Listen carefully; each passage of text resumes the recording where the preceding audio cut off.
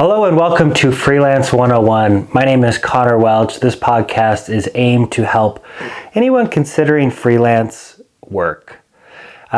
If you don't know what freelance work is, that's totally fine. This is actually a great podcast to learn what freelance work is. Really, if you're a person or individual that is looking for ways to create income on the side, ways to go full-time freelance, ways to potentially create a small business, this is a great podcast. My experience with all things freelance was first, for about 4 years before I took the jump to full-time, I did freelance work on the side as a side hustle. So I had my full-time corporate job, and I found a couple clients here and there throughout those years to help run their digital marketing efforts, and that was my side hustle. I got to a point where there was so much potential and it was growing so quick with these freelance services that I provided that I made the jump, and I've done it for a year now and I've absolutely adored every moment of it. I can't express how beneficial it was for me to make that jump and go full-time freelance. I'm hoping that if you're not freelancing now, that by listening to this podcast, by engaging with my content in any way, by messaging me, by talking with me, that I can educate you and inspire you on all things freelance work, because compared to what I experienced with corporate work, freelance work allows you flexibility. It allows you to grow at your own pace, which is typically a lot faster than most corporations will allow. It allows you to remove any barriers or ceilings that may be presented in the career or corporate work. And it allows independent, high-performing individuals to thrive. And that is why I love it. And I hope that if you're listening to this, you're nodding your head, because I think you know that you have the potential to make this work. You just need to understand really what freelance work is. How do you freelance? And this podcast is the perfect scenario. I'm going to make this podcast as digestible and easy to understand as possible. And the main objective is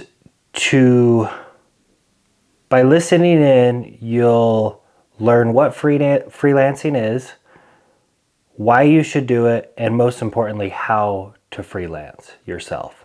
I want to give you the tools, knowledge, experience in a way on how to make this work. But first we need to understand what freelancing is. So let me start there. I'll start by explaining what I do and why I think this is a perfect example of what I consider freelance. But then I want to explain the generic idea of what freelancing, in my opinion, is. So every month I have a number of clients that I help manage, optimize, set up, run,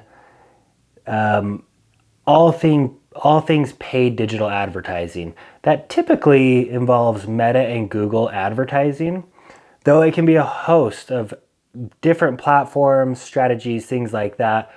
My bread and butter is absolutely Google and Meta, and I think most individuals in my situation are in a similar situation or have a similar opinion or experience. That may be in LinkedIn. They are incredibly powerful platforms that, because they are so big and the data is so big, that the results are rather consistent and you can optimize and get them better. So I'm a freelancer because I have multiple clients that pay me for my services. I don't get paid per hour. I don't commit any amount of my time to any one of my clients. Really, the expectations are met based upon mostly the level of the level that that client is at, I guess. So based off of budget, how quickly they're developing and strategizing and moving.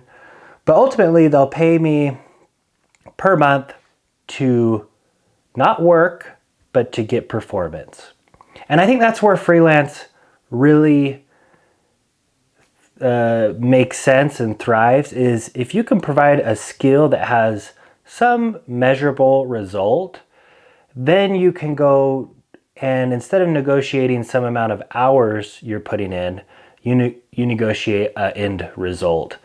In a lot of ways, sometimes that's, you think of a mechanic. A lot of times they'll charge per hour, but if you go to a good mechanic, they'll just tell you how much it's going to be and the one you trust, and they'll get it done. And it doesn't matter how long it took them. As long as you know and trust them and you're getting a good deal, the end result is the same, regardless of how much time it took. And the reason this is so powerful is that you're no longer stuck in this 40 hours per week cycle that most individuals are. So just to recapitulate that or summarize what freelancing is, I would argue that freelancing, contract work, self-employment, really is any situation where you can convince somebody to pay for your service or your expertise or your end result instead of convincing them to hire you on for some time commitment or convince them to pay you based off of some hours you put in. Now that's not totally true, because I know a lot of amazing freelancers that will charge an hourly rate, and that's fine, and I think that applies. But ultimately, freelancing is absolutely not somebody that's a W-2 employee that it usually works 9 to 5, Monday through Friday. And so that's actually rather broad. There's the amount of work and opportunities in freelance is huge. And I can't tell you how amazing it is. And it also blows my mind that I didn't know that this type of work really existed, or it was feasible, or somebody could provide for their family full time and thrive in this scenario. Again, I just started as a side hustle and grew into it so much so that I would have scolded myself if I didn't make that jump and try to make full-time freelance work. Their opportunities were so much more than any one corporation could ever give me at that stage of my life. So that's what freelance is. Here's some misconceptions and challenges with freelancing. I think there's a lot of people out there that are really actually freelancers, but they disguise themselves as some type of business or agency.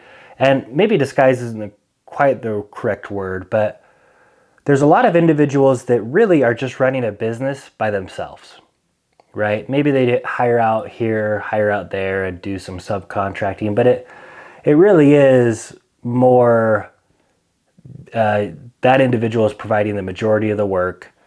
They are there providing the services and get help here and there. That's what I do, and I consider that freelance work. But a lot of people will say that that's an agency or their business, and I think that's fine to a point, as long as maybe that's portrayed. But ultimately, the misconception of what is freelance and what isn't, it's kind of hard because it really depends on the individual. I would argue once you have a few employees, maybe even just one full-time employee or two, that's when you're no longer a freelancer, you're actually a small business. And this podcast probably will engage with a lot of individuals that are in that scenario, that are founders of those companies. But I think it also, in a way, is still freelancing. Again, here's what's not freelancing. Somebody that owns a massive corporation, or somebody that works for a corporation or business. Anybody else, that may be considered freelance work. I'm sure there's exceptions. So how do you start freelancing? Well, you've got to find some type of skill, service, end result that provides immediate and measurable value, and you have to get really, really good at that. I would guess that every one of the listeners here, all 10 of you, are probably have already developed a massively important skill. And you may just not recognize it quite yet, or maybe you're struggling farther along, but the absolute starting point is finding a skill that you can charge for and that you can not just be paid per hour, but you can say, hey, I'll do this and get this done in exchange for this sum of money, opportunity, equity, whatever you want. Resources, tools to make freelancing work, there are tons. But as we develop this podcast / series, I really do want to explain through myself and others' experiences that there are so many resources out there that you can make this work. This being one of them, I think this is a really good introductory and crash course in ways, but the amount of information that's on the internet alone makes learning a skill, service, possible, and I would argue any skill or service almost possible. So once you've developed that skill and you are confident, there's your hard skill, although there are some situations where maybe a hard skill totally isn't involved, like coaching, consulting, things like that, though that could be considered a hard skill. But you have some type of service you can directly provide, and you could possibly do some market research on what individuals are charging, what the market rate is per se, and gauge what you need to do. The next step is finding somebody that's willing to pay for your service. And that, I think, is the biggest barrier to entry of freelance. Now, let me just tell you from my experience, once you've broken down that barrier, it gets a lot easier. And it continues to get easier and easier to a point where it's not so much about finding somebody that's willing to pay, it's finding somebody that you want to work with that's quality and is willing to then pay for your expertise more so than just a market rate value. So I want to reserve that that topic for a full episode because that's incredibly important. Though every guest speaker, I will absolutely ask how they found their client base, how do they market themselves, because that's incredibly important, and I think it's the one thing holding back the majority of people from going full-time freelance, but maybe even finding side hustles. I can tell you with assured confidence that there are so many people looking for your service right now. They just don't know you offer it. I'm going to say that again because it's incredibly powerful. There are so many people that need your help with whatever skill you have. They just don't know you offer it. So a short answer, though I want to dive deeper later on how to find people that are willing to pay, you've got to market yourself and you've got to let people know that you provide this service. So in short, you've got to get really good at explaining exactly what you do, why you're so good at it, and why it's so beneficial. I think once you can do those three things, it's repetition.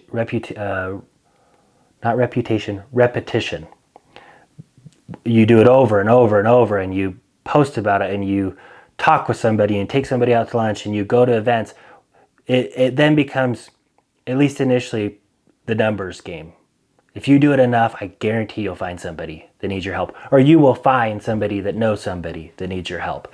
But you've got to get really, really confident and good at explaining exactly what you do and why it's so beneficial.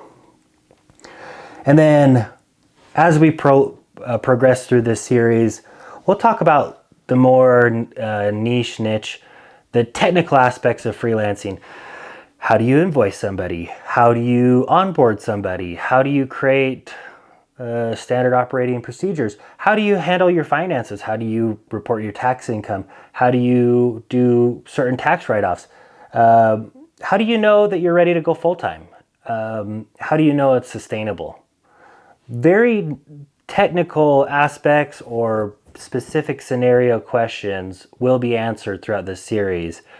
Really, this episode is mostly just a generic overview. So, benefits of freelancing are numerous. But I think the most valuable ones are flexibility and independence. No barrier or ceiling for income. You no longer are held back with how much you can make per hour. Rather, as a full-time freelancer, you're held back about how much service you can provide, which is definitely different. You can only really work so many hours in a day, and if you're getting paid per hour, there's your max or your threshold. But you can always try and charge more or become more of an expert or find bigger, higher paying clients that will pay you more for that service. So those two, flexibility and what I will say is financial ownership. You are now owning the potential to make good money and more money than any corporation could ever pay you. Okay. So some key takeaways. We've described what freelancing is in a sense. Really, it's providing a service and getting paid for that service. I think side hustling is a freelance. I think self-employed. I think plumbers are freelancers in a way. I think even small business owners are still, in a way, freelancing until you're at a point where that owner could take off a couple weeks and things still just run absolutely smoothly. I kind of consider you still as freelancer, but that's just my opinion. Other key takeaways, really just what this podcast is all about. It's much more educational, less just chatting or entertaining. And that will be with sessions with just you and I, where I'm just talking and giving you information based off of my experience or what I've researched and found, but also with the guests that we bring on, that I try to bring on, that you really won't find us just chatting about how our day went. I really do want to ask them hard-hitting questions that are beneficial. How did they find their client base? What was the toughest thing they found? If they had to do it again, what would they do? Questions where by listening, I think you'll get their story, but you'll also find value and information, so much so that it will motivate you and give you the tools to start, right? Nobody can do the work for you, but I think a lot of times it's really beneficial to educate yourself before really starting, and that's what this is. To just a few smaller things. Updates, news, if you want to hear more about this, obviously subscribe, download the podcast, watch it on YouTube, subscribe on YouTube, but also follow me on LinkedIn. I will do updates. That's also how I find guest speakers typically, that or through the grapevine. And so follow me on LinkedIn. Let's connect. Feel free to message me. I will get back to you. I can guarantee it. So that's the intro so far. And I think I'm just going to do the last 10 minutes-ish of explaining more about me and why I think I have the ability to help and make this podcast worth your time. Again, my name is Connor Welch. I have a weird life story and I love every second of it. And I love sharing it. But oddly enough, everything that's happened in my life, I feel like is kind of coming together, and this ability to bring all this information and share it and educate it, that's what I live for. I love helping my clients and I love the work that I do. But my dream was to become a professor, and I really love teaching and I love educating. And I've just found so much joy in freelancing and finding essentially becoming self-employed, creating a small business, creating a freelancing service. The last year has been an incredible roller coaster where I've met the best people. Sometimes it doesn't feel quite real, but I've just connected with so many amazing people, and I've grown as a person, as an individual, as an entrepreneur, as a performer, as a salesman, as a husband, and I want, if I can help one or two people get the self-confidence and knowledge and tools to do exactly what I did, then this is absolutely worth it. Ideally, I hope that I can educate you that freelance is broad. There are so many skills and services that somebody can provide that could either supplement their income, create a side hustle. I know there's a lot of people out there struggling right now with where we are in this economy, with inflation, just the economy in general. I know there's a lot of people that are silently struggling. If I can help you in any way, please reach out. But I know you have the power to bring some supplementary income. Let me help you. I want to teach you and show you the ropes, because for, the 5 years prior to my first year as full-time freelancing, that's what I did. And it was incredibly beneficial. I mean, even extra $500, $1,000 per month, that can make that month so much easier on somebody. So if I can help somebody with that, then absolutely this is all worth it.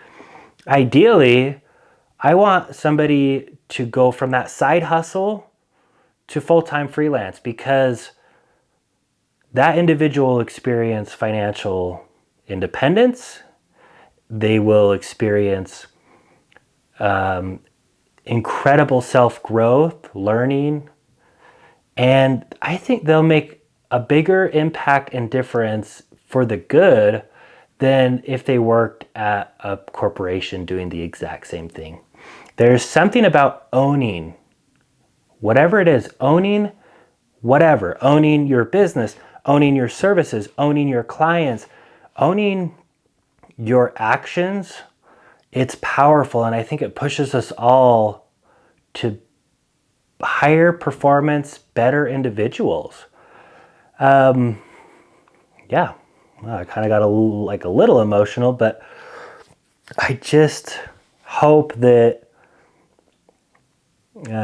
I can help somebody. I've just been so lucky with what I've gotten, and I've had to work harder than I ever thought I could possibly work, but it's worth it. And I hope that by bringing on guests and talking with them, you can see how much it's worth. And it's not going to be easy per se, and I think there's going to be a long learning period, and it's going to take time. But I promise, if you're willing to give it a shot and continually get better and work on yourself and work on your services and work on your business, you'll look back at this time right now when you're listening to this podcast, from years from now, you'll look back and you'll be like, holy moly, look how far I've come.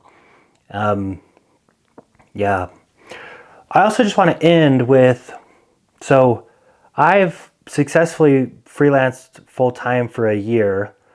I'm almost to a point where I either continue freelancing and bring on less work, maybe charge more, etc., or I kind of do a small business and hire on some individuals. But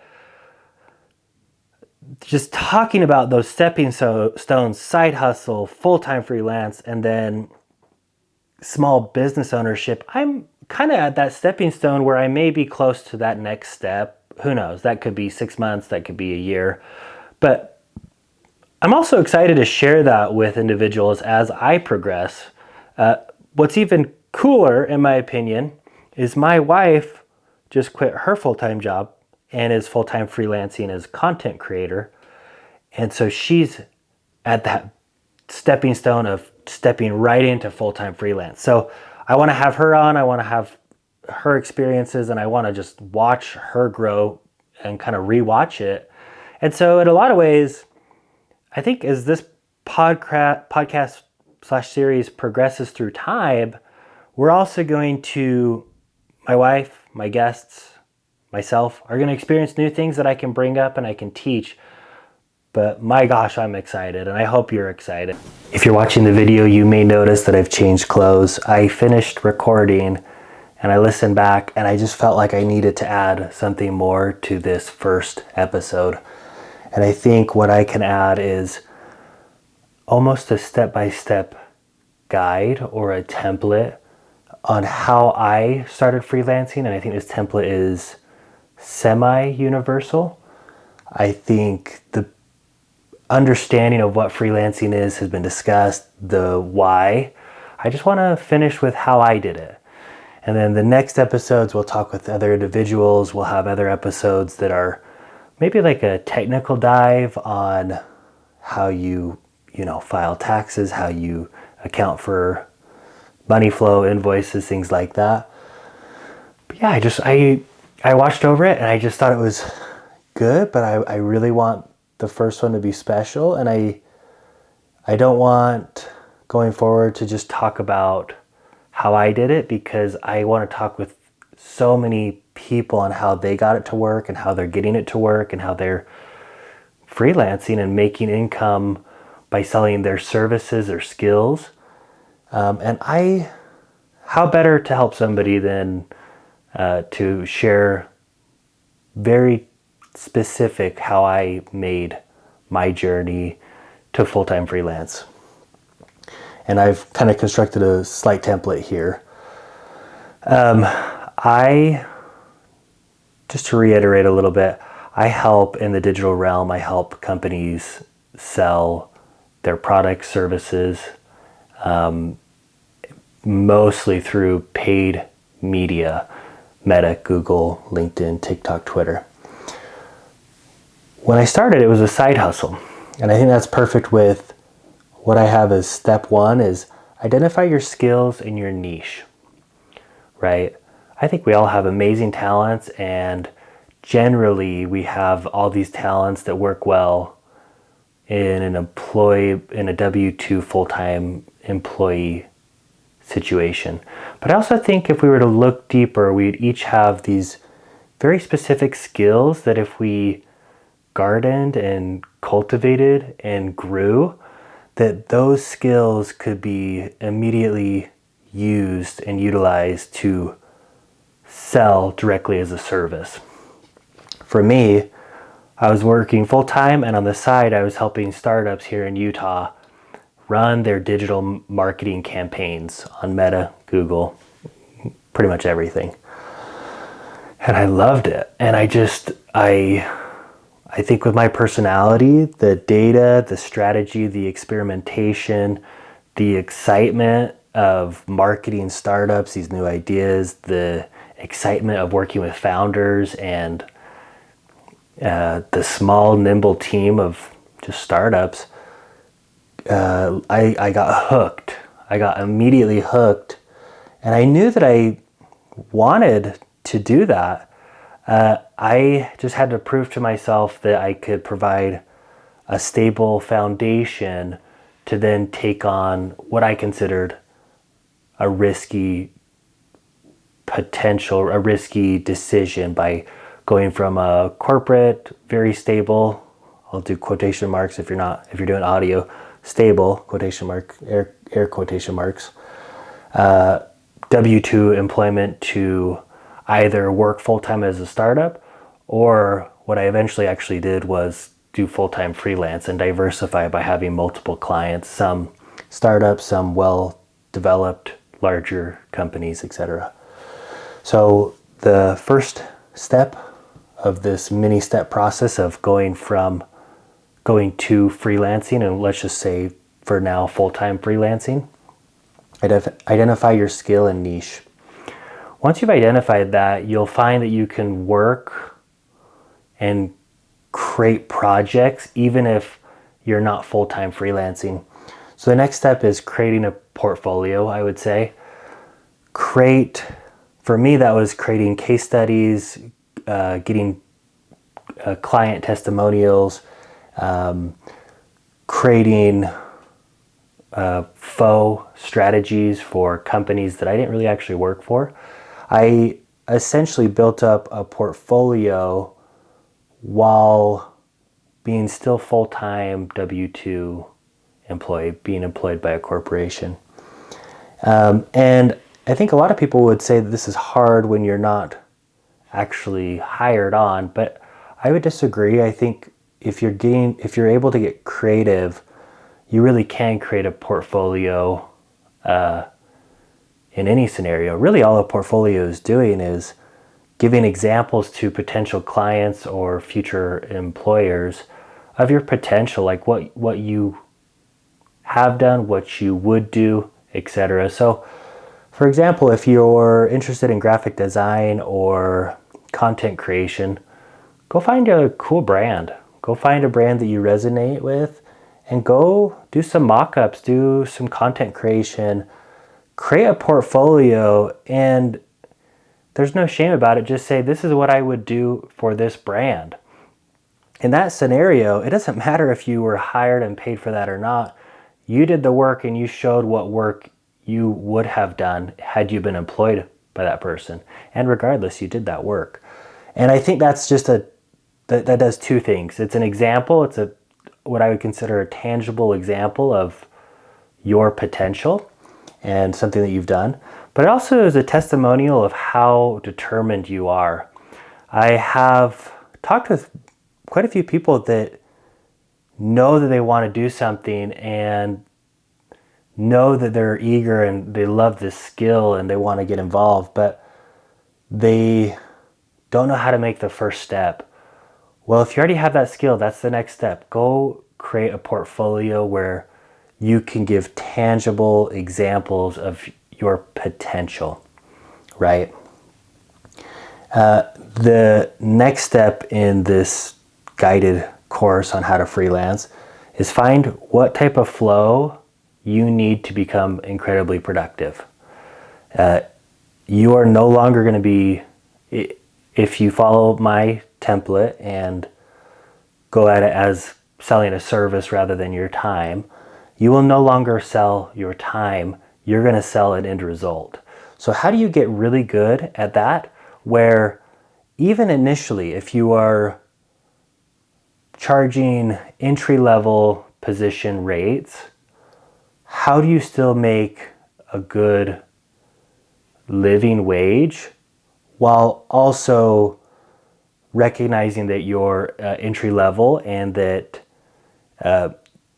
you may need to charge less than what the average market rate is? And I would suggest becoming incredibly productive, becoming really, really good at it. That kind of goes back to the portfolio, but I think this is also a personal journey. Do you work well at home? Can you stay in your PJs or sweats and still work productively? Can you work efficiently by sleeping in? Can you work well without exercising and I'll just say exercising. For me, I absolutely could not. I had to stick with a schedule. I had to be incredibly self-disciplined.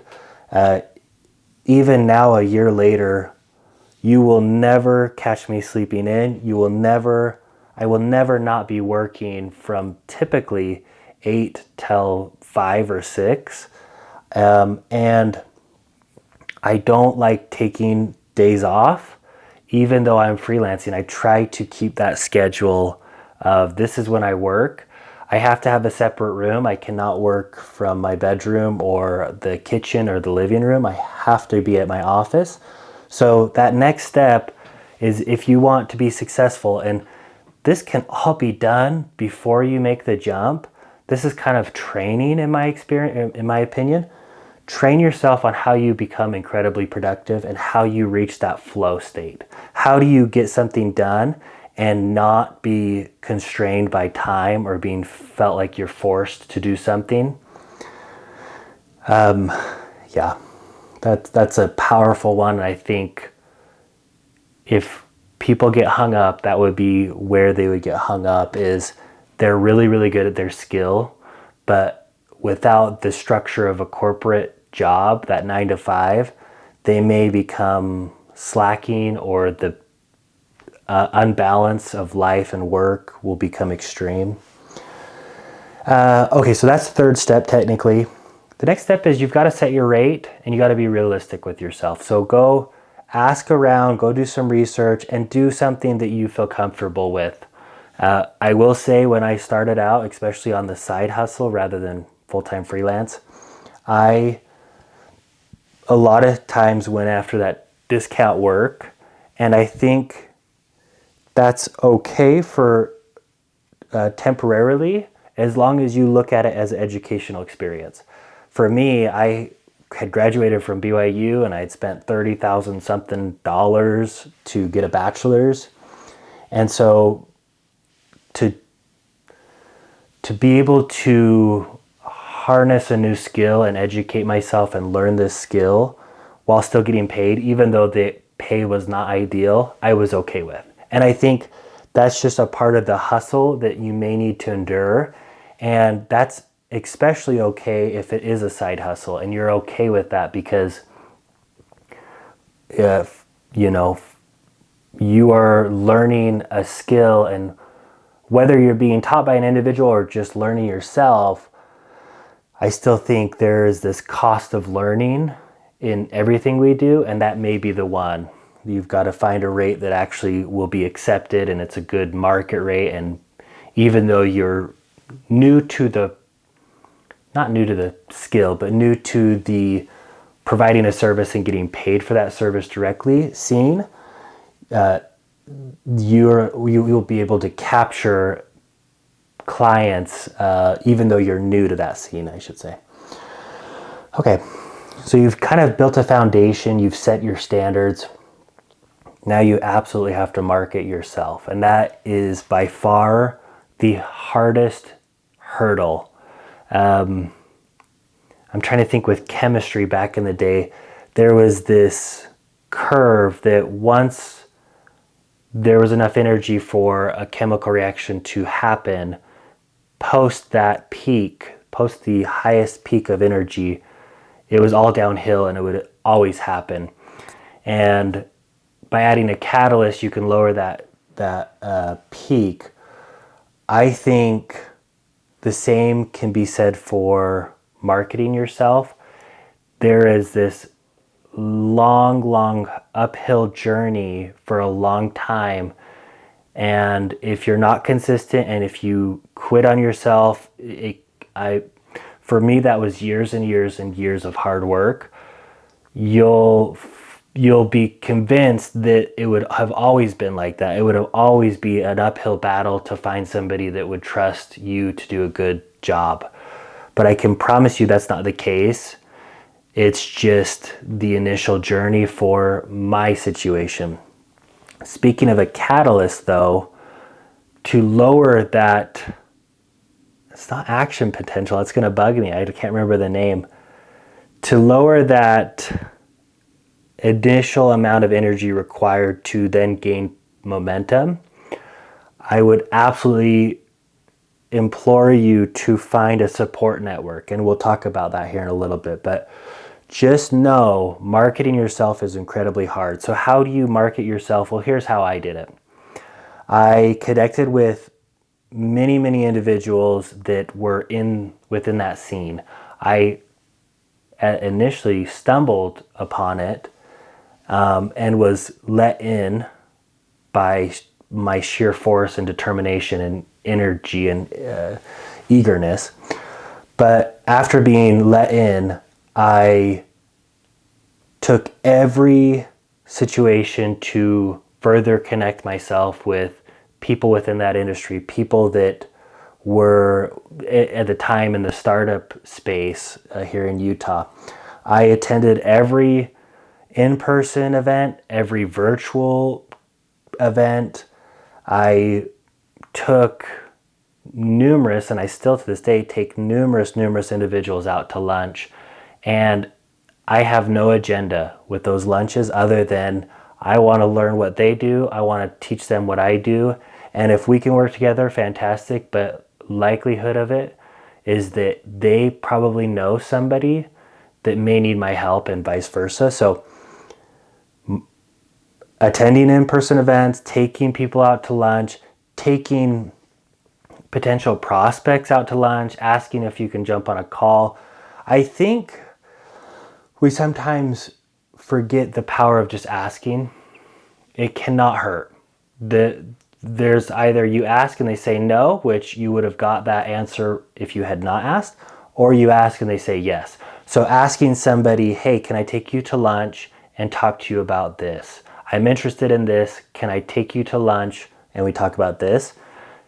If you get a no, oh well. It's as if you never reached out. But those yeses that you get will make this situation possible. And it's going to be uncomfortable and it will feel a little weird.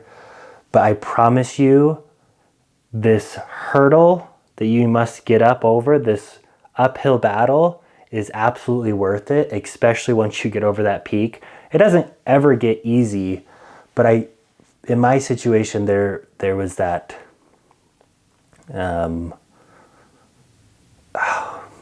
that I'm so bummed I can't remember that chemical term for when a chemical reaction occurs. It has to get over that hill or that bump. But that especially exists in when you're marketing yourself. Other ways you can market yourself, social media is incredibly important. Freelance platforms, I think initially are good, though I tend to avoid now, like Upwork, Fiverr. They're okay to start and build your portfolio. And again, just going back to asking, it's okay to ask for help and it's okay to admit that you're starting out. I think when you're in that situation, all you have to really offer is that you will work and get it done no matter the cost, because you're kind of coming into the situation without backed experience, without referrals from other clients, without a robust portfolio, I would say, without a robust resume, if you want to call it that. So you got to market yourself, and I think marketing yourself, as we talk with other people, will explain exactly how they did it. Again, in my experience, I just attended in-person events. I asked so many people to go out to lunch and just chat with them, and I utilized social media platforms and connecting with people. And I posted on LinkedIn. I've messaged over thousands and thousands of people on LinkedIn. And so it will feel kind of like a grind, and that may exist for a while, but in my experience that worked. And so that's the next step. I would then say, while you're doing that step, simultaneously build a support network. There are so many people in your situation that are maybe a little ahead, maybe even behind, but are wanting to do something similar. And maybe they're in a different industry. But for example, reach out to me on LinkedIn. I can give you access to Slack channels. I can introduce you to individuals that are in similar situations. I can give you advice, but build a support network that will hold you accountable. For me, early on with a few of my clients, I became good friends with other contractors or even full-time employees that worked there.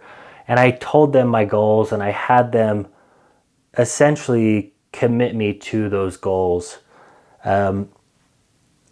I would also argue, again, you don't have to just take out prospects to lunch.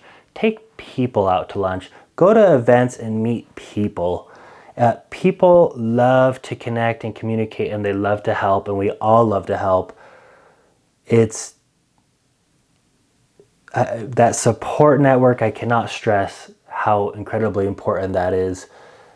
Don't go in it with just this idea that you need to make a sale, you've got to sell, you've got to sell.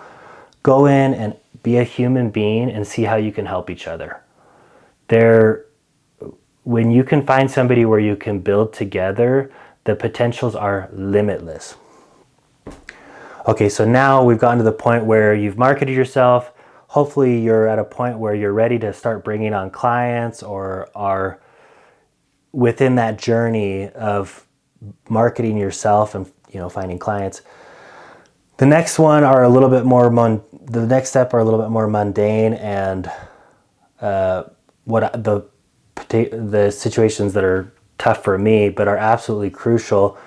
You need to start developing contracts. You need to open your business bank account. You need to file your business. You've got to figure out all the paperwork, essentially. It would be fantastic if we could just all trust one another, but just protect yourself. Go and find somebody that can help revise a contract that you found online that you've edited and make sure it's binding and protects you and protects your client. Go and create a pitch deck or a slide deck that showcases exactly what you provide. Go and create standard operating procedures. Go create how you're going to onboard clients. Go write down exactly how you perform tasks. Get everything on paper so that way you're setting yourself up for complete success. Though if something does happen, you've created enough safeguards to protect yourself. You'll immediately find with freelancing that just having an amazing skill is not enough. You're going to have to develop a lot of what I call soft skills. You're going to have to learn how to sell yourself. You're going to have to learn how to effectively and efficiently explain exactly what you do and why it's valuable. You're going to have to learn how to manage your time, and kind of going back to that, learning how to become efficient and effective and productive. You're going to have to get really, really good at that. Going back to the time management, manage your time, especially when you're ready to go full-time freelance. Manage your time so you can always be prospecting, right? That sales slogan, always be closing. I don't think you always have to be closing, but you should always be prospecting. The industry that we're in, the business we're in, things just don't work, and it's not your fault. It's just there's so many moving pieces that sometimes you'll be let go. Sometimes companies go under or they pivot and go a different way. That's absolutely fine, especially if you're always prospecting. So set up time in your day and count this as your working hours. If you're going to try and stick with around 40 to 50 hours per week, account for times where you are marketing yourself, you are on LinkedIn. You can have more than enough clients, and I still think it's always important to be present. Don't go back and fall back behind that peak of momentum that you have to go over. Continue to always be in that post-peak momentum, if that makes sense. Still some mundane things, but get yourself up financially, set up financially and legally. Start accounting for taxes. Start figuring out how you're going to get health insurance, retirement. There's just so many things that will come about, but when you're in a corporate scenario, there's a lot of cons, but there's also a lot of pros. Some of the pros are your taxes are handled for you, your retirement is somewhat handled for you, your insurance is handled for you. They kind of handhold you through that whole process. Once you go to full-time freelancing, you've got to be responsible for that. You've got to be responsible for your payroll. You've got to be responsible for invoicing your clients and your companies you work with and following up. You've got to be responsible for putting some money away, stashing it away for retirement or rainy days or what if. And you got to be responsible for making sure you and your family are safe with insurance. You have enough money saved up. For me, that was incredibly important. I knew I could make this work, but for my family's sake, I had to save up so much money, and I had to remove myself out of any debt. Essentially, when I went full-time freelance, I only had a mortgage, and I knew that I knew exactly how much I had to pay in debt, and I knew I could manage that no matter what. Though I did save up a sum of money that could float me and my family through a few months of what if. I've never had to use that, and I hope I never have to, but I think that's incredibly important. Wow. Okay. There is a template. You have steps on how to start freelancing. Now, as we progress and we talk with individuals, we're going to learn about steps that I didn't even think about, or we're going to build upon those steps. I just wanted to end really quick with just some examples of where I see people freelancing. And I want to make note that a lot of these are digital, though I don't think that has to be the case. I think digital is a really good route and a lot of people hug to it, but I can think of so many options where you are providing a physical service like washing windows, mowing, things like that, that I would still absolutely consider freelancing. And if you're the type that likes to be more hands-on and build things, I still think there's room for you. And the nice thing is by doing it on your own and creating a freelancing business, you're setting yourself up to bring on as many clients as you're comfortable with. You're setting yourself up to grow as quick as you can. And I think you're setting yourself up to find work that you actually like and thrive with because you own that work, type of thing. But here's some examples I found. Again, they're mostly digital.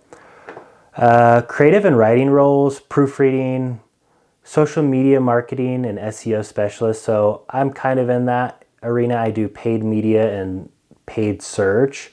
SEO is search engine optimization. There's kind of two ways you can technically do that, though I think it's technically under SEM, search engine management.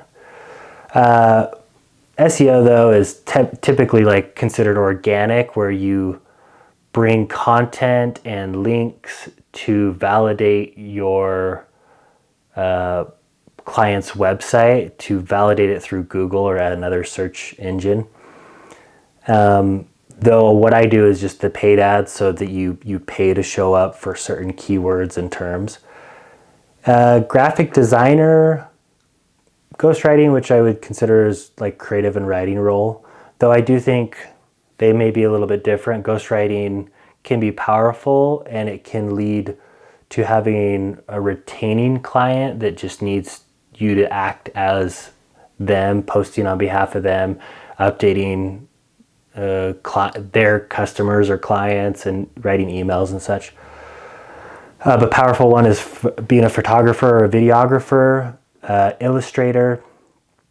This is a powerful one, and I think a lot of people don't realize how broad this one can be, but a technical and development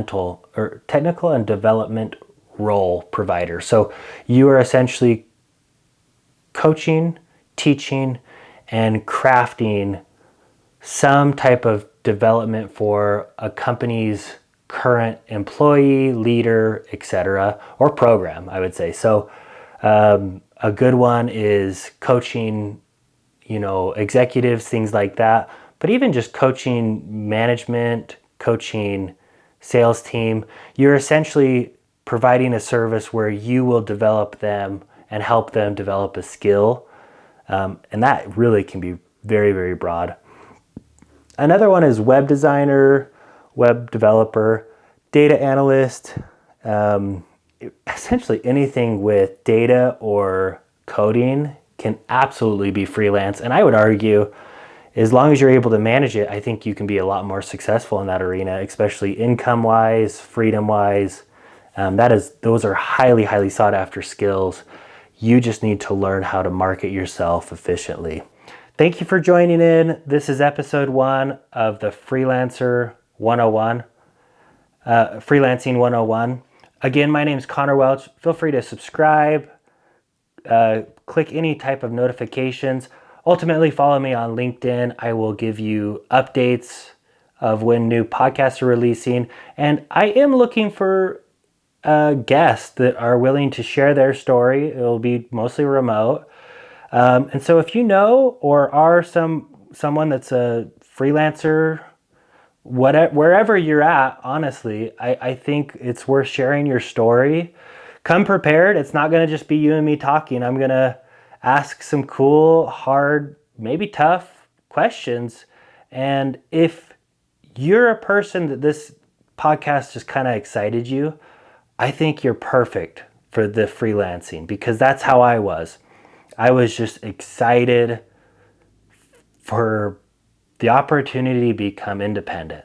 So thank you so much. Episode 1, that's a wrap.